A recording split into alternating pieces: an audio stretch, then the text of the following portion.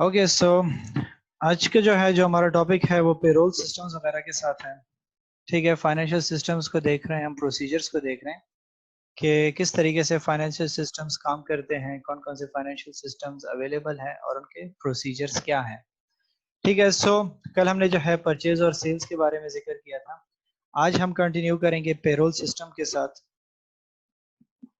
Payroll system basically किस चीज़ के साथ एसोसिएट है? पेरोल सिस्टम कहते हैं कि आपने जो है सैलरीज कैसे देनी है और टैक्सेस कैसे देने हैं। उनके लिए आपने एक तरीक़ाकार, एक प्रॉपर सिस्टम बनाना होगा कि किस तरीके से आप अपने एम्प्लॉयज़ को जो है सैलरीज असाइन करते हो, किसी को मंथली पे करते हो, किसी को अर्ली पे करते हो।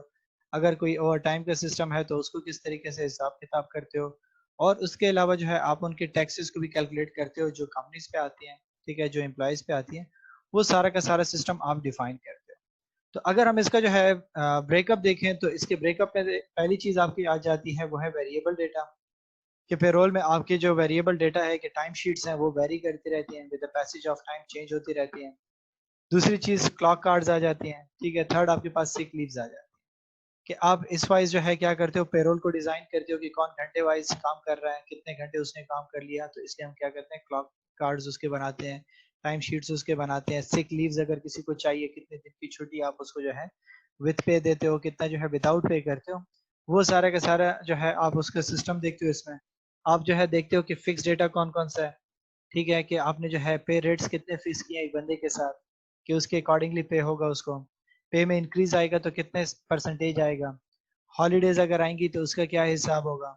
अगर आप जो है किसी को लीव दे रहे हो या कोई नया बंदा जो है क्या कर रहा है, स्टार्ट ले रहा है आपके साथ, कोई नए बंदे ने ज्वाइनिंग की हुई है, तो आप उसको किस तरीके से जो है रिकॉर्ड करोगे, उसके लिए पैकेज कैसे डिजाइन करोगे, वो तरीका कार हो गया। जब आप इन चीजों को देख लेते हो तो उसके बाद सेकंड चीज आ जाती है टैक्सेस की। मैंने आपको कहा कि पेरोल जो है दूसरा काम क्या करता है, टैक्सेस की मैनेजमेंट करता है। तो उसमें आप क्या करते हो, पहले जो है ग्रॉस पे देखते हो। ठीक है, कि कम जो है टोटल पे कितनी है एम्प्लॉय की, फिर उसमें से टैक्सेस कितने देगा वो, नेट पे उसको कितनी मिलेगी जब टैक्सेस वगैरह आप हटा दोगे, और उसके जो है कुल मिला के जब सारे के सारे खर्चे सब निकल जाएंगे तो उसको कितनी पे मिलेगी। उन चीज़ों को डिफाइन करना है, कैलकुलेट करना। पेरोल की रिपोर्ट्स बनानी है, किसके लिए, मैनेजमेंट के लिए। मैनेजमेंट उसको देख सके, उसको पता हो कि हम कितना एम्प्लॉयज़ को पे कर रहे हैं। उसके अकॉर्डिंगली वो क्या करेगा, अपने जो है फ्यूचर में डिसाइड करेगा कि किस एम्प्लॉय को जो है हम ज्यादा पे करेंगे, किसको कम करेंगे। अगर हमें एक नया बंदा चाहिए तो उसको क्या सैलरी देंगे, वो सारी की सारी बातें आ जाती हैं। पे स्लिप्स आप एम्प्लॉयज के लिए बनाते हो, हर जो है उसमें जगह पे गवर्नमेंट या प्राइवेट हो वो क्या करते हैं, पे स्लिप्स अपने पास रखती हैं। ठीक है, कि वो क्या होती है, आपके पास एक एविडेंस भी होता है, उसमें सारी की सारी जो है कैलकुलेशंस भी लिखी होती हैं। अगर किसी ने छुट्टी की हुई है और वो जो है विदाउट पे हो तो उसकी कैलकुलेशन आ जाती है कि कितनी आपसे कटिंग हुई है। अगर टैक्सेस कटे हैं तो वो उनको पता चल जाता है। तो सारी की सारी इन्फॉर्मेशन उसमें होती है। फिर आ जाती है मेक पेमेंट्स। ठीक है, किसको आप पेमेंट्स करें, एम्प्लॉइज रिसीव नेट पे कितनी रिसीव की, गवर्नमेंट रिसीव टैक्सेशन कि आपने एम्प्लॉय को कितना पे किया, आपने जो है गवर्नमेंट को कितना पे किया टैक्सेस की सूरत में। तो ये सारे के सारे जो है इसके सिस्टम में, पेरोल के सिस्टम में शामिल हो जाते हैं। सो इसलिए कहते हैं कि the main stages in the payroll system and the issues to be considered are as follows. कि पेरोल सिस्टम में आपकी जो मेन स्टेजेस हैं वो क्या है और उसमें कौन कौन से इश्यूज फेस करने पड़ते हैं, वो चीजें देखना बड़ा इंपॉर्टेंट है। तो पेरोल, जब हमने कहा कि पेरोल आपके पास जो है क्या है, सैलरी से रिलेटेड है, तो इसलिए कहता है कि आवर्स वर्क रिकॉर्डेड। कि आप क्या करोगे कि अगर आप जो है अर्ली हिसाब से अपने एम्प्लॉयज को पे कर रहे हो तो आप उनके आवर्स को रिकॉर्ड करोगे। ठीक है, आप जो है क्या करोगे, कहता है कि this is usually done by using clock cards, time cards, punch cards on which a machine records starting and finishing times of work. कि जब आप क्या करते हो कि जो है कॉस्ट अकाउंटिंग करते हो, तो कॉस्ट अकाउंटिंग में वहां पे हम जो है क्या करते हैं, जॉब ऑर्डर कॉस्टिंग वगैरह जब करते हैं तो वहां पे क्या होता है कि हर एम्प्लॉय को अपने काम के अकॉर्डिंगली उसके मशीन आवर्स और जो है वर्किंग आवर, लेबर आवर्स को कैलकुलेट करते हैं। तो वो सारी की सारी कैलकुलेशन हम करते हैं। और फिर कहते हैं कि hours work are usually authorised by supervisor.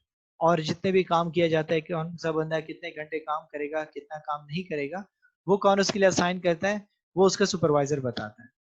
अब अगर कोई एम्प्लॉय जो है क्या करता है कि ओवर टाइम करता है। ठीक है, इंडस्ट्रीज में अक्सर क्या होता है कि कोई जो है उसको स्टे करने के लिए देते हैं, कभी काम ज्यादा होता है या नया प्रोजेक्ट उनको मिला होता है जिसको जो है शॉर्ट टाइम ड्यूरेशन में कवर करना होता है, तो इसके लिए वो क्या करते हैं कि वो जो है ओवर टाइम जो है अपने एम्प्लॉयज को पे करते हैं। तो जो विलिंग होते हैं अपने उसके जो है जो मौजूदा एम्प्लॉयज, तो उनको वो जो है एक्स्ट्रा पे करते हैं और वाइज जितना वो काम करते हैं। ठीक है, तो अब अगर कोई इस तरीके से सिचुएशन है कि किसी ने एक्स्ट्रा काम किया, ओवर टाइम काम किया, तो उसके जो है वो भी रिकॉर्ड किया जाएगा कि इस बंदे ने इतना काम किया, इसको हमने पे करना है। थर्ड चीज आ जाती है पे रेट्स ऑफ डे। अब आपने क्या करना होगा, जब आपने ओवर टाइम रिकॉर्ड कर लिया, आवर्स रिकॉर्ड कर लिए, अब आपने देखना है कि उसको पे रेट्स कितने असाइन हुए हैं, कौन सा बंदा जो है कितना पे जो है आवर्स के हिसाब से चार्ज होगा, या जो है कौन सा बंदा मंथली कितनी सैलरी ले रहा होगा, वो चीजें हम क्या करेंगे, कैलकुलेट करेंगे। अब आपके लिए जो है कहता है कि अगर मैनुअल सिस्टम है तो क्लर्क क्या करेगा, वो इन चीजों को देखेगा, बुक उठाएगा कि जी किस बंदे के साथ कितने जो है पैसे फाइनल हुए थे, वो उसको वहां पे क्या करेगा, कैलकुलेट करेगा और उसी घंटों के हिसाब से उसको पे करेगा। और अगर कंप्यूटराइज सिस्टम है तो फिर तो वहां पे जस्ट आपने क्या करना होगा कि पहले से रिकॉर्ड में लिखा होगा, ठीक है कि जी इतने जो है रेट है इसका, और आप जस्ट आवर्स पुट करते जाओगे, वो डायरेक्टली कैलकुलेट करते जाएगा। सो कहते हैं कि पे रेट अगर चेंज होता है तो वो किसकी मर्जी से होगा, सीनियर मैनेजर की मर्जी से होगा कि किसको कितना रेट पे किया जा रहा है। अगर उसकी जो है कम था, अभी ज्यादा कर रहा है पे, तो वो डिपेंड करता है कि मैनेजर उसको कितना असाइन करता है। उसके बाद आप क्या करोगे, पे को कैलकुलेट करोगे, घंटे भी आपके पास आ गए, आवर्स के हिसाब भी आ गया, अब आपके पास जो है वेज रेट भी आ गया, दोनों को मल्टीप्लाई करोगे तो इससे पता चलेगा कि कितनी जो है आपने पेमेंट उसको करनी है। सो फार्मूला लिखो है, कहता है कि आवर्स इनटू रेट, कि आप उसको क्या कर लोगे कि जो है जितने घंटे उसने काम किया मल्टीप्लाई कर लो, उसके साथ जितना जो है एक घंटे का पेमेंट उसको की जाएगी। सो कहते हैं कि if calculated manually someone else should check a few of the transaction, कि अगर मैनुअली करेंगे तो फिर उसको जो है क्या होगा कि वो कुछ ट्रांजेक्शन को देख सकेगा, लेकिन कंप्यूटर से जब आप करोगे तो वहां पे पूरी एक शीट मौजूद होगी, जितने भी वर्कर्स होंगे जिसको जितना पे किया जाएगा वो सारे के सारे आपके पास मौजूद होगी। नेक्स्ट चीज जो आपके पास इंपॉर्टेंट आ जाती है वो है डिडक्शंस कैलकुलेटर। ठीक है, अब आपके पास कौन कौन सी डिडक्शंस हो सकती हैं, टैक्स हो सकता है, सोशल सिक्योरिटी हो सकती है, और अगर कोई जो है बेनिफिट्स उसको दिए जा रहे हैं तो वो उसकी कैलकुलेशंस करके आप उसको डिडक्शंस करके बताओगे कि लेट से आपके ने जो है उसको टैक्सेस चार्ज करने, इनकम टैक्स उससे चार्ज करे, वो काट लोगे। ठीक है, अगर आपने उनको जो है क्या क्यों इंश्योरेंस लेकर दी हुई है तो आप उसकी जो है कटिंग करोगे कि जी आपसे हम सैलरी से इतने इतने परसेंट कटिंग करते रहेंगे।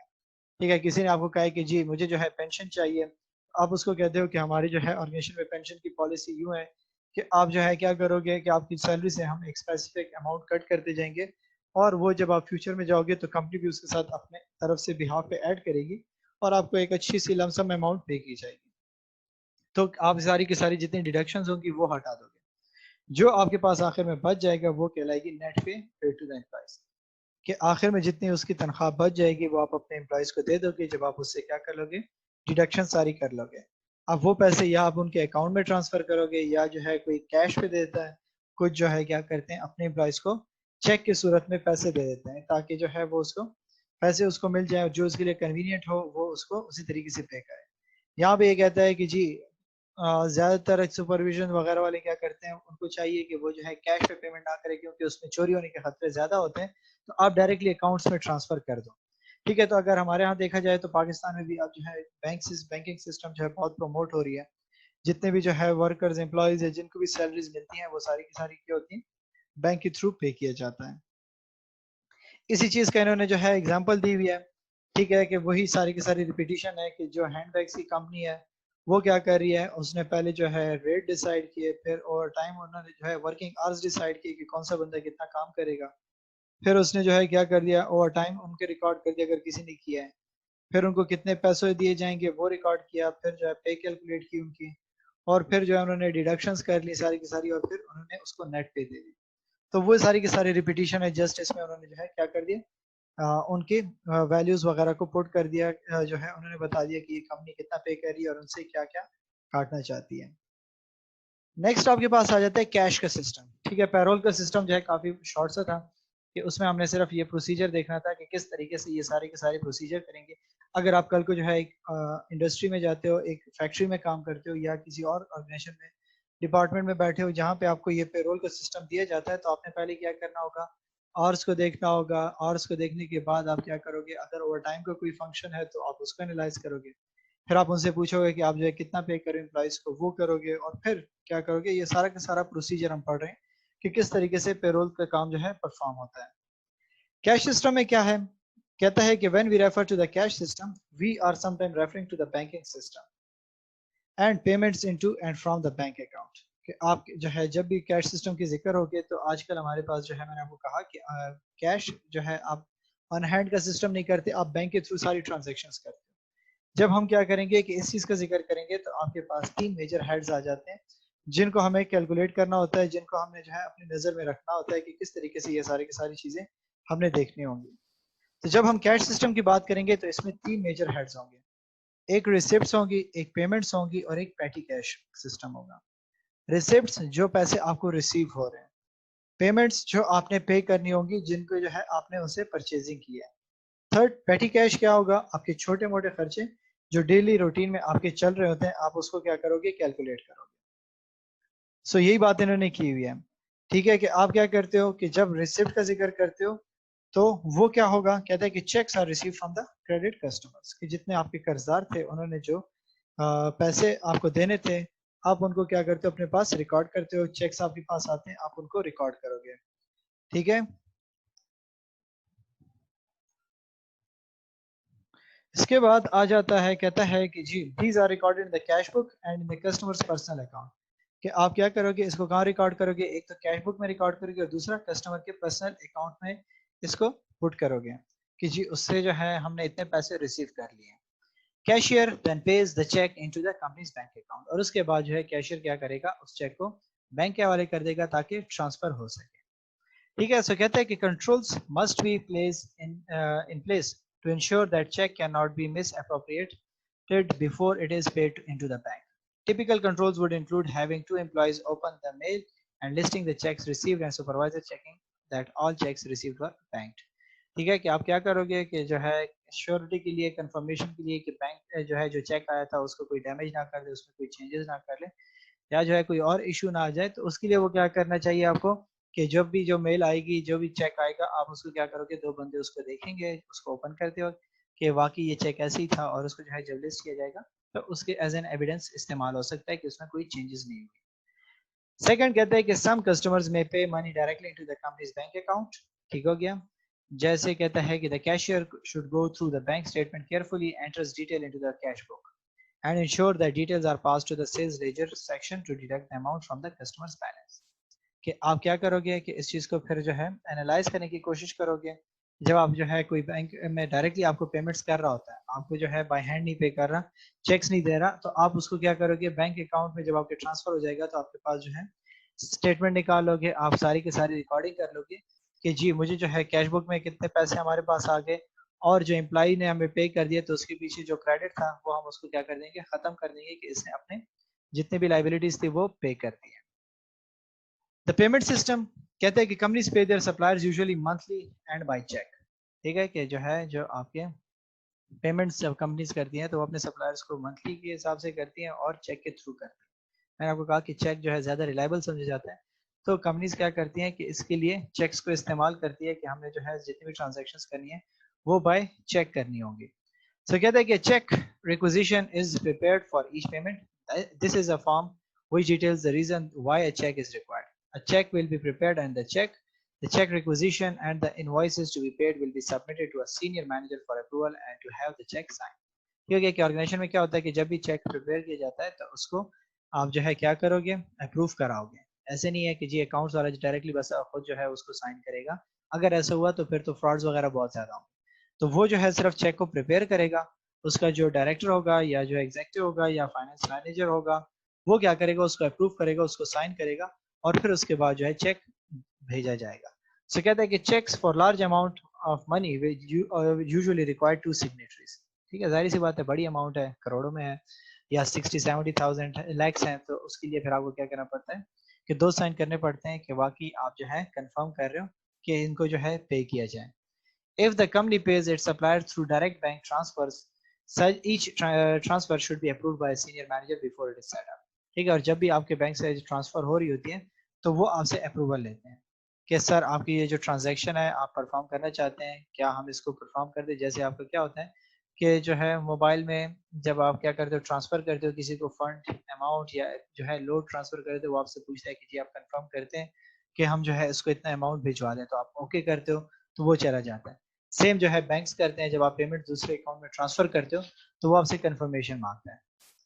थर्ड चीज पेटी कैश, मैंने आपको कहा कि छोटे मोटे खर्चे होते हैं, ठीक है कि companies will need to keep a certain amount of cash on hand to pay for small expenses such as postage, stamps, biscuits, taxi fares etcetera.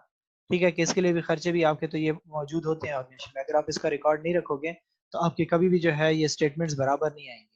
तो हम अपने स्टेटमेंट्स को बराबर रखने के लिए क्या करते हैं कि जितने भी छोटे मोटे हमारे खर्चे हो रहे होते हैं हम उनको भी साथ साथ रिकॉर्ड करते रहते हैं। सो कहता है कि cheque will be made out to cash to generate the initial cash for the system. ठीक है कि आप क्या कर लोगे कि एक चेक जनरेट कर लोगे ताकि वो आपको जो है जो कैश सिस्टम है वो उसको देख सके, ऑपरेट कर सके। As staff claim against the petty cash system, they complete voucher stating what the payment is for and attach a receipt to approve the amount. और जब आप क्या करते हो कि इस तरीके से आपने में भी देखा हो कि जब क्या होता है कि चपरासी वगैरह जो है जाते हैं किसी के लिए चाय लेकर आते हैं, या जो है आप उसको प्रिंटिंग क्या कहते हो या उसको पोस्टेज क्या कहते हो, जो ऑफिशियल होते हैं, तो आप उससे पहले क्या करते हो वाउचर फिल कराते हो। ठीक है कितनी की पेमेंट होगी, फिर आप उसके साथ जो है जो वाउचर आपने वहां पे वो जाता है टीसीएस कराते हैं तो टीसीएस वाले उसको स्लिप देते हैं तो उसमें अमाउंट सब कुछ लिखा होता है। वो स्लिप वो वहां पे ले आते हैं उसके साथ अटैच कर देते हैं, फिर उनको वो पैसे दे दिए जाते हैं।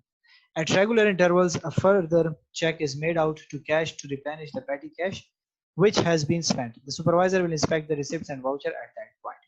ठीक है, और फिर जब वो क्या करेगा कि जो वाउचर उनको मिला होगा उसको चेक करेगा किसके साथ, रिसिप्ट्स के साथ। ठीक है कि क्या दोनों एक जैसे हैं, जितना ये बता रहा है एक्सपेंस वो उतना ही हुआ है कि नहीं हुआ। तो साथ साथ जब वो चेक करता रहेगा तो मसले नहीं आएंगे। अगर वो बाद में देखेगा तो हो सकता है कि उसमें जो है चेंजेस हो जाए या जो है वो गुम हो जाए, तो वो साथ में कंफर्म कर लेता है। तो इन्होंने क्या किया हुआ है कि जो है एक्स वाई जेड जो कंपनी हमने हैंडबैग्स का जिक्र किया था उसी की एग्जांपल को इन्होंने कंटिन्यू किया हुआ है। कहता है कि जी पॉल हसन ने, सेल्स मैनेजर है, वो क्या करता है कि वो ट्रेड एग्जीबिशन के लिए गया हुआ है। ठीक है, और वो क्या करता है कि जो है ट्रेन के जरिए से गया है और टैक्सी का इस्तेमाल उसने किया है, तो वो क्या कर रहा है उसको क्लेम कर रहा है अपनी कंपनी से कि मुझे जो है इसकी पेमेंट की जाए। जैसे अगर हम गवर्नमेंट में देखें तो हमारे मुल्क में इसको टीएडी अलाउंस कहा जाता है। ठीक है कि ट्रैवलिंग अलाउंस इसको कहा जाता है कि आप जो है वहां पे जाते हो तो जितना आपका ट्रैवलिंग का खर्चा हुआ है आप वो सारा जमा करा देते हो, जितने भी रसीदें होती हैं, फिर वो जो है उनको कंफर्म करते हैं और कंफर्म करने के बाद आपको वो पेमेंट रिलीज करनी जाती है। तो सेम एज इट इज जो है ये भी जो पॉल हॉसन है वो भी इस चीज का क्लेम कर रहा है। सो कहता है कि describe the process by which he does this. तो प्रोसेस उसका क्या होगा कि वो इसको जो है परफॉर्म करे, कैश को रिसीव करे। तो कहता है कि he fills out petty cash voucher detailing the purpose of the claim, कि वो जो है पर्पस लिखेगा कि वो जो है ऑर्गेनाइजेशन की तरफ से जा रहा है। ठीक है, ऑर्गेनाइजेशन की जो है जो सेल्स इंक्रीज करने के लिए वहाँ पे एग्जीबिशन है, वहाँ पे ये पार्टिसिपेट कर रहा है, तो उसके लिए ये जा रहा है, अपने काम से नहीं जा रहा। तो वो सब कुछ वहाँ पे लिख लेगा। ठीक है, और वो जो है क्या करेंगे उसके पेटी कैश वाउचर तैयार करेंगे। He staples the receipt to the back, और उसके साथ जो है जितने उसने खर्चे किए थे ट्रेन और टैक्सी का किराया लगा उसकी रसीदें अटैच करेगा। If the expenditure is over a certain amount, which will vary according to company, he will need to get authorization from the supervisor. और अगर वो जितने एक्सपेंसेस हैं वो उसके जो है जो खर्चा उनको बताया गया अगर उससे लिमिट से ज्यादा है तो फिर सुपरवाइजर से उसको अथोराइज कराना पड़ेगा।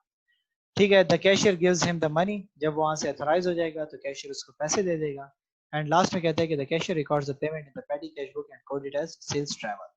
और जब वहां पे जो है ये सब कुछ हो जाएगा तो जब पेमेंट कर दी जाएगी तो वो क्या करेगा उसको पेटी कैश बुक में लिख लेगा कि जी हमने उसको जो इतनी पेमेंट की थी और किस मकसद के लिए की थी, सेल्स ट्रैवल।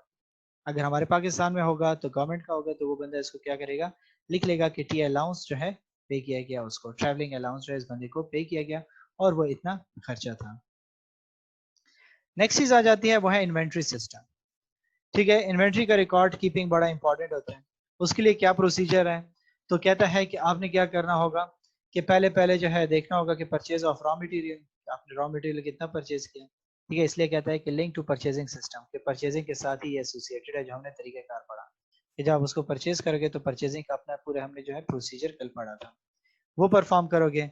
रॉ मटेरियल आपके पास आ गया, अब कहता है कि must be valued at year and. अब आपके पास जो रॉ मटेरियल आ गया उसको ईयर एंड पे वैल्यू करोगे कि कितना रॉ मटेरियल आपने मंगवाया था। वर्क इन प्रोसेस कितना था, must be valued at the end. ठीक है कि आपके पास जितनी भी चीजें जो थी वो बन रही थी, ठीक है अभी भी प्रोसेस में है। ठीक है, हमारे पास 100% जो है फिनिश गुड्स नहीं बनती, कुछ चीजें जो है वर्क इन प्रोसेस में रह जाती हैं, कुछ जो है कंप्लीट हो जाती है। वर्क इन प्रोसेस में हम इसलिए रखते हैं ताकि हमारे जो है जो प्रोसीजर है या मशीनरीज हैं वो चलती रहें और हमारी प्रोडक्शन स्टॉप ना हो। जब हमारी चीजें जो है फिनिश गुड्स तैयार हो जाएंगी तो उसको हम क्या करेंगे, must be valued at the end year, कि हमने जो है कितने फिनिश गुड्स बनाए थे इस साल के दौरान वो हम लिखेंगे। और फिर हम क्या करेंगे, इन्वेंट्री सोल्ड को जब जिक्र आएगा तो कहता है कि उसको वहां पे भेज देंगे सेल्स सिस्टम में, जो कल हमने देखा था कि हमने इन्वेंट्री को सोल्ड आउट कर दिया, उसका प्रोसीजर सारा का सारा डिफाइन करोगे कि हमने उसको कैसे सेल आउट किया। तो अगर हम इन सारे के सारे हेड्स को देखें तो ये हमारे पास जो है, हम जब क्या करते हैं cost of good sold statement बनाते हैं तो वहां पे इस्तेमाल होती है कि परचेजिंग हमने कितनी की, रॉ मटेरियल कितना था, वर्क इन प्रोसेस कितना था, फिनिश गुड्स कितना था, हमारे उस पर जो फैक्ट्री और हेड क्या था। तो वो सारी की सारी चीजें हम यहाँ पे जो है इन्वेंट्री सिस्टम में एनालाइज करने की कोशिश करते हैं। ये सारी की सारी बातें जो है यहाँ पे लिखी हुई है, ठीक है। सो जो मैंने आपको एक्सप्लेन कर दी, कहता है कि जो चीज़ आपके पास जो है स्टिल इनकम्प्लीट है, आप उसको जो है वहाँ पे मेजर करा देते हो, वहाँ पे जो है पुट करा देते हो कि जी इतनी चीज़ें हमने, लेट से 50 चीज़ें हमने प्रोडक्शन में पुट की थी, 30 बन गई है और 30 में से जो है 20 अभी तक स्टिल इन प्रोसेस है। जब वो तैयार हो जाएंगी तो हम क्या करेंगे, उसको वहाँ पे पुट कर देंगे। इसी के जो है इन्होंने फिर XYZ कंपनी की एग्जाम्पल आपको दी हुई है, ठीक है, कि वो आपको बताता है कि इन्वेंट्री सिस्टम कैसे काम करता है, ठीक है। तो उन्होंने आपको बताया हुआ है कि क्या होगा पहले, कि the production manager decided what items will be produced and checks the amount of raw material required and in inventory. कि पहले आप देखोगे कि हमें क्या चीज़ प्रोड्यूस करनी है, कितने प्रोड्यूस करनी है, उस चीज़ को एनालाइज करेगा।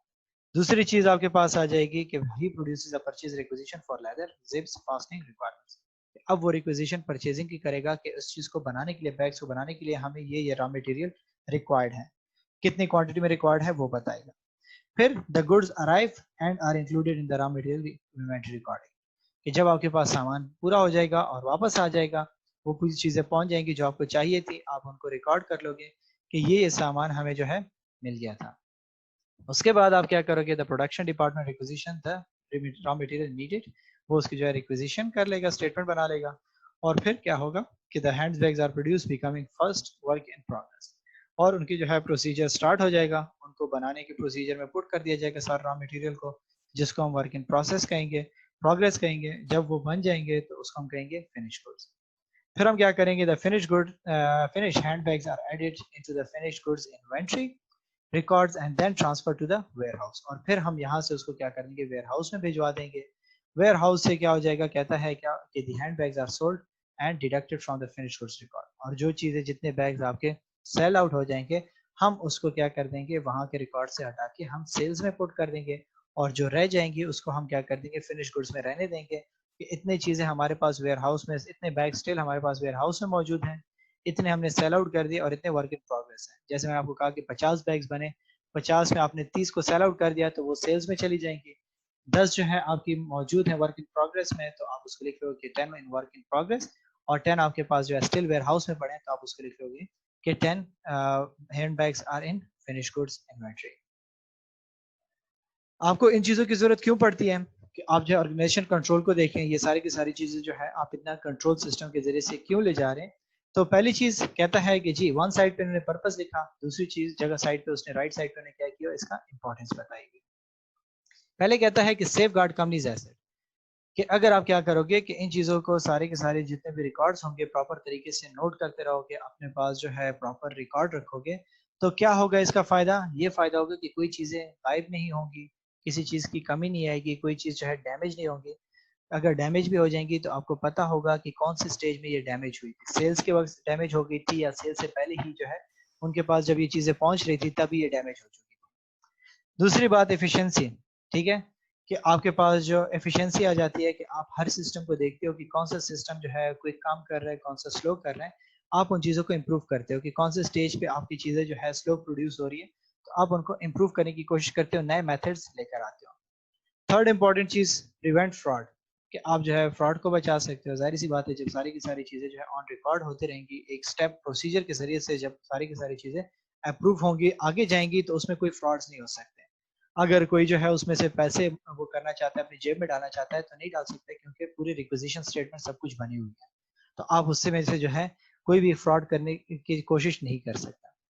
एरर्स से भी बच जाते हैं, ठीक है, जब सारी की सारी चीजें with the passage of time एक एक चीज नोट हो रही होगी, सबके अपने जो है इनवॉइसेस होंगे, सबके अपने प्रॉपर कोडिंग्स होंगे, तो फिर जो है प्रोबेबिलिटी बहुत ही कम है कि उसमें जो है एरर्स आ सकें, क्योंकि आप अगर कोई चीज मिस भी हो जाती है तो आपके पास उसकी रिसिप्ट पड़ी हुई है, आप उसको डायरेक्टली करेक्ट कर सकते हो, और आप उसको जो है वहीं पे प्रॉपर सिस्टम के जरिए से एनालाइज कर सकते हो। ये नहीं हो सकता कि आप जो है किसी को ब्लेम करो कि इसने चोरी की, बल्कि उससे पहले रिसिप्ट को चेक करोगे, क्या इक्वेट करोगे, ये सारी जो है रिसिप्ट पूरी है कि नहीं है। ठीक है, ऐसा कहते हैं कि this ties in with the corporate governance which is covered somewhere else in the workbook. In this workbook, the directors are required to introduce a good system of controls and safeguard company assets and protect the shareholders' investment. So most of our focus will be on financial controls. The company should introduce controls to prevent fraud and errors.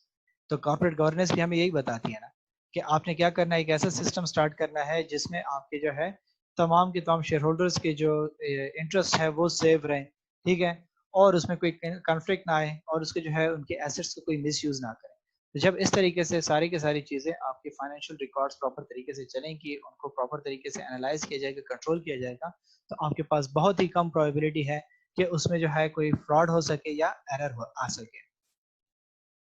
ठीक है, उन्हीं चीज को दोबारा इन्होंने जो है फिर एग्जांपल में पुट किया हुआ है। ठीक है, XYZ की मैन्युफैक्चरिंग हैंडबैग है, तो ये जो है सेम रिपीटिशन है।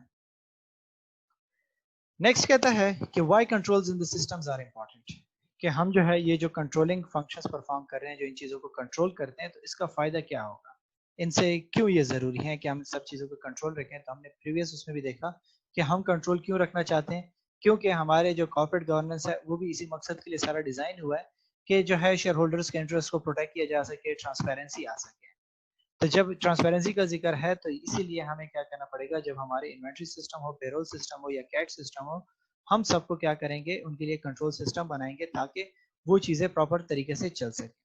अगर हम परचेजिंग को देखें तो परचेजिंग में हमने क्या कहा कि हमारा मकसद क्या होता है, हम उसको जो है कंट्रोल सिस्टम किस लिए बनाते हैं कि सेफ गार्ड कंपनी एसेट्स, कि जब आप परचेज कर रहे हो कंपनी के एसेट्स इंक्रीज हो रहे हैं तो वो सही तरीके से सही सलामत मौजूद हो। ठीक है, एफिशिएंसी आ सके कि आपकी जो चीजें हैं वो बेस्ट प्राइस पे आपको मिले, कोई जो है उसको ज्यादा प्राइस पे ना लेकर आए। फ्रॉड्स को बचा सके कि आप 10 रुपए की चीज लेकर आया था, उसने वहां पे रिकॉर्ड में क्या कर दिया था, मेंशन कर दिया कि जी 12 रुपए की चीज लेकर आया, तो आप इस किस्म के फ्रॉड को बचा सकते हैं। थर्ड, प्रिवेंट एरर्स, आपके पास जितना जो चार्ज हुआ है अमाउंट सप्लायर्स को, अमाउंट जितने वो आपसे सप्लायर चार्ज कर रहे हैं, आपने उसको क्या करना होगा, प्रॉपर तरीके से जब आपने रिकॉर्ड कर लिया तो आपके पास एरर्स भी नहीं आ सकते, कोई जो है डबल रिकॉर्डिंग नहीं हो सकती आपके पास। जब हम सेल्स को देखेंगे तो सेल्स में भी यही बात है कि आपके एसेट्स जो है वो सेफ गार्ड हो सकते हैं, एफिशिएंसी आ सकती है कि बेस्ट से बेस्ट प्राइस पे आप उसको सेल आउट कर सकें। ठीक है, फ्रॉड्स को बचा सकें कि उसमें जो है उसमें से किसी और को जो है बेच दिए या कुछ सामान चोरी कर दिया, आपको जो है रिकॉर्ड गलत करके दे दिया, तो उस एरर से भी निकल सकते हो। जब आप वेजेस का जिक्र कर रहे हो तो आप जो है प्रॉपर तरीके से कंपनी के एसेट को बचा रहे हो कि जितने भी वेजेस पे की जा रही हैं, कोई बंदा जो है लेट्स से ऑर्गेनाइजेशन में 10 एम्प्लॉइज हैं और आप जो है वो 10-11 बंदों की वेजेस काट रहे हैं, ठीक है, तो आप उसको आइडेंटिफाई कर सकते हो कि जी यहाँ पे तो जब हमने आपने पे किया हुआ है तो ये तो रिकॉर्ड में 10 बंदे मौजूद हैं, तो 11वां कहाँ है, तो आप डायरेक्टली उसको जो है क्या कर सकते हो, फाइंड आउट कर सकते हो। तो एफिशिएंसी भी आ सकती है कि जो बंदा ओवर टाइम पे कर रहा है आप उसको जो है जल्दी से अप्रूव कर दोगे कि जी इसको ओवर टाइम की पेमेंट्स रिलीज कर दी जाए। फ्रॉड भी बच सकता है, ठीक है, कि जो है मैं जैसे आपको कहा कि कोई जो है ब्लैक में या जो है कोई ऐसा यूज्ड ने जो वो टेक्नोलॉजी यूज की है कि कोई ये नहीं कह सकते कि जी मैंने फलाने बंदे को पे किया, वो फलाना बंदा कौन है किसी को नहीं पता। तो जब आपके पास सारे के सारे बंदों का रिकॉर्ड मौजूद होगा, आपके जो है आवर्स लिखे होंगे, आपके जो है मजदूर लिखे होंगे कि कितने काम कर रहे हैं और कितना रेट उसके साथ डिसाइड हुआ था, जब वो सारी की सारी चीजें मौजूद होंगी तो कोई उसमें फ्रॉड नहीं कर सकेगा। जब हम कैश की तरफ आएंगे तो कैश में भी अगेन वही सारी की सारी बातें रिपीट हो रही है। ठीक है, कि आपके जो है कैश महफूज रहेगा, कैश आपका बैंक में क्विकली जाएगा, आपको पता होगा कि कितने पैसे मेरे पास ऑन हैंड हैं, कितने मेरे बैंक में पड़े हुए हैं। ठीक है, कोई उसमें से फ्रॉड नहीं कर सकता, कोई पैसे चुरा नहीं सकता, कोई जो एडिशनल एक्सपेंसेस नहीं कर सकता। ठीक है, और ना ही उसमें एरर्स आ सकते हैं जब टाइम टू टाइम आप क्या करोगे, एंट्रीज को कैश बुक में अपने पास नोट करोगे और बैंक रिकॉन्सिलिएशन स्टेटमेंट्स बनाओगे। इन्वेंट्री में क्या फायदा होगा, आपकी जितनी भी चीजें प्रोड्यूस हुई हैं वो सेफ रहेंगी। ठीक है, आपकी जो क्विकली जो इन्वेंट्रीज प्रोड्यूस हो रही हैं वो क्विकली प्रोड्यूस होना शुरू हो जाएंगी, जहां पे मैंने आपको कहा कि स्लो होगा प्रोसीजर, आप उसको जल्दी से रेक्टिफाई कर सकोगे। आप क्या करोगे, फ्रॉड जो है फ्रॉड को जल्दी से आइडेंटिफाई कर सकोगे। ठीक है, कि कोई जो है गोदाम से सामान गायब नहीं होगा, ना ही सेल्स वाले आपके सामान को जो है गायब कर सकते हैं। और जब फिनिश गुड्स तक वो चीज आएगी तो वो प्रॉपर तरीके से लिखी होगी कि वर्क इन प्रोसेस में कितने थे, फिनिश में कितने आए थे, और सेल्स वाले के पास वो कितने गए थे, उन्होंने कितनी चीजें सेल आउट की थी। तो ट्रांसपेरेंसी आपके पास सारी की सारी रिकॉर्ड्स किया जाएंगे। अगेन जो है इन्होंने हैंडबैग्स की कंपनी के साथ इन चीजों को एग्जांपल दी हुई है, तो वो रिपीटेशन है। लास्ट चीज हमारे पास जो इसमें आ जाती है इस चैप्टर में वो है ऑटोमेटेड सिस्टम्स। ऑटोमेटेड सिस्टम जो है एसोसिएट है कंप्यूटराइज सिस्टम के साथ, कि आजकल जितनी भी ऑर्गेनाइजेशंस है वो क्या कर रही हैं, अपने सॉफ्टवेयर इंस्टॉल करके तमाम की तमाम चीज़ों के डेटाबेस बना के क्या करती है उसको ऑपरेट करती है। ठीक है। जब छोटी कंपनीज होती हैं तो इन्होंने कहा हुआ है कि उनके पास सॉफ्टवेयर होता है कि 20 लोग, जो बड़ी कंपनियां होती है वो 20 लोग सॉफ्टवेयर यूज करिए अकाउंटिंग के, जो छोटी है वो ऑफ द शेल्फ पैकेजेस करते हैं। हमारे यहाँ जो है इतना इन चीज़ों के बारे में अवेयरनेस नहीं थी सो फॉर, लेकिन हमारी जितनी भी बुक जो रिकॉर्डिंग होती थी या रिकॉर्ड कीपिंग होता था वो हम क्या करते थे, मैनुअली कर देते हैं। अब एडवांस आ गई है, बड़ी बड़ी कंपनीज की ज्यादा ट्रांजेक्शन हो रही है, ज्यादा वो प्रोडक्शन कर रही होती है, तो वो क्या कर रही होती है कि स्पेसिफिकली कंप्यूटराइज सिस्टम जो है इंस्टॉल कर रही है, अपने जो है सॉफ्टवेयर डिजाइन करा रही है जो उनको तमाम की तमाम चीजें जो है प्रॉपर तरीके से कैलकुलेट करके देती हैं। और इनका फायदा क्या हो जाता है अगर आप इन चीजों को क्या कर देते हो, कंप्यूटराइज कर देते हो, तो पहला फायदा क्या हो जाएगा कि जितनी भी ट्रांजेक्शन हो रहे होंगे एक तरीके कार से हो रहे होंगे, यूनिफॉर्म प्रोसेस होगा, कोई डिफरेंट मेथड्स अपनाना नहीं होगा कि कोई बाय हैंड दे रहा है, कोई जो है चेक कर रहा है। बस एक सिस्टम आपने बता दिया कि जितनी भी ट्रांजेक्शन होंगी अकाउंट में ट्रांसफर होंगे, वहां से आपके पास रिकॉर्ड आएगा, तो वो एक ही प्रोसीजर चलेगा। Lack of segregation of functions, ठीक है कि आपके पास जो है क्या होगा कि सेग्रीगेशन का फंक्शन खत्म हो जाएगा कि 1% the company the IT manager has a lot of power, so he she can access all the data within the company. कि आपके पास क्या हो जाएगा कि एक ही बंदे के पास सारा का सारा रिकॉर्ड होगा, वो उसको एक्सेस कर सकेगा, वो आपको क्या करेगा, इंफॉर्मेशन प्रोवाइड करेगा, नजर रखेगा उस पर कि जो है उसमें कोई मसला तो नहीं है, कोई डिकोडिंग तो नहीं कर रहा, कोई जो है सॉफ्टवेयर को जो है खराब तो नहीं कर रहा। Potential for data to be corrupted easily, ठीक है, सबसे जो है इसमें चांसेस हो सकते हैं कि अगर कोई बंदा जो है वो एक्सपर्ट ना हो तो फिर क्या हो सकता है कि उसके जो है करप्ट कर देगा या उसका सिस्टम को खराब कर देगा, तो रिकॉर्ड आपका जो है वो गायब होने की भी चांसेस हो सकते हैं। ठीक है। Potential for increased management supervision, आपके पास फिर सबसे बड़े प्लस पॉइंट क्या है कि उसमें सुपरविजन भी हाईली हो सकती है। ठीक है कि आप जो है प्रॉपर तरीके से मैनेज कर सकते हो, जब आप उसको लॉक कर दोगे सिस्टम्स को, आप उसकी कोडिंग ऐसे कर दोगे कि कोई उसमें जो है फिगर्स को चेंज नहीं कर सकता, एक दफा इंसर्ट हो जाए अप्रूवल के बगैर, तो फिर कोई जो है उसमें से फ्रॉड नहीं कर सकता। ठीक है। सो कहते हैं कि the records maintain under manual and automated system are similar, but the use of an automated system allows the data to be analysed more easily and variety. ठीक है। जैसे हम एक्सेल में देख लें कि आप क्या करते हो कि स्टूडेंट्स के पहले जो है वो क्या करते हैं, सारा रिकॉर्ड जो है बाय हैंड किताबों में लिखते थे कि इसकी कितनी पोजीशन आई है, कितने बच्चे हैं और कितनी फीस दे रहे हैं, वो फिर ढूंढना बड़ा मुश्किल होता था। जब कंप्यूटर पे वो चीज़ आ गई तो आप एक्सेल में सबके रिकॉर्ड रखा होता है, कोई भी बंदा आपसे पूछता है कि जी सर मेरी फीस पे हुई है कि नहीं हुई, आप उसका नाम देते हो, डायरेक्टली पूरा रिकॉर्ड आ जाता है कि कौन से मंथ की फी उसकी पे हुई है कि नहीं हुई। तो वो आपको क्या करता है कि एक जो है एफिशिएंट मेथड आपके पास आ गया। इन्होंने जो है आपके पास जो है हैंडबैग्स की एग्जांपल दिया है कि वो किस तरीके से इन चीज़ों को एनालाइज करते हैं, तो सेम सारी की सारी जो है आपके पास इसकी रिपीटिशन